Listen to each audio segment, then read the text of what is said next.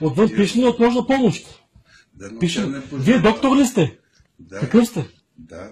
Защо не сте Тя не прегледали? пожела да плати 40 лева. Отвън пише неотложна помощ, защо трябва да се плаща? С платени осигуровки. Здравни осигуровки. По каква причина трябва да плаща? Защото няма... Пише неотложна помощ отвън. Този кабинет... Кой доктор сте ви? Какъв сте? Доктор Бошков се казва. Така? Директора... Дамянов. Обърнете се към Знам го, директора. да. Да, обърнете се към директора. Защо не желаете да прегледате?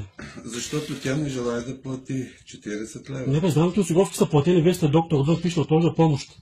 Должен сте да прегледате. Добре, този кабинет не работи с здравната каса. Как така не работи? Значи, Не когато работи личната с горе не е на Аз кабинет... не работя с здравната каса.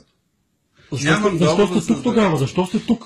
Какво правите? Не ви е тук мястото. С здравната каса... Какво искате да се случи сега от тук нататък? Кажете.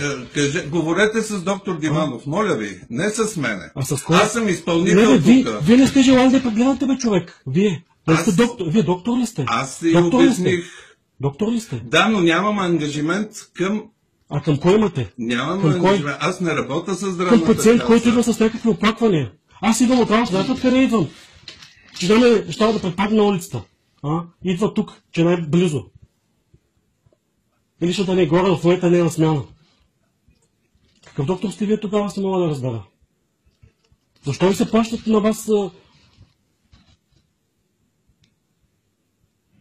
Това са административни неща, на които аз... Не бе, не можа ли да прегледаш, бе, човек? Няма да я прегледам. Да сложиш на слушалки и стетоскоп на ушите. Да плати 40 лева. Не желая да плати. Ако тук умре, кой ще бъде виновен тогава? Ето тук падне пред вратата. Кой ще е виновен тогава? За 40 лева. Ще забогатете ли сте 40 лева, не мога да разбера. Толкова ли струва човешки живот 40 лева? Не ви е срам, бе. Не ви е срам. Не може да ме е срам. Защо? Не може да ме е срам. Доктор ли сте? Вие клетва, дава ли сте клетва? Че трябва да погледнете пациент, който в нужда. Отвън пише неотложна помощ. Пише ли го? Затова идва тук. Вие чела ли сте клетвата? Не ме интересува. Тогава не дайте да говорите за клетвата, като не ви интересува. Това нещо няма да остане тук така, да знаете. Добре, ще спонесете последствията. Добре. Вярните стъпани. Доктор.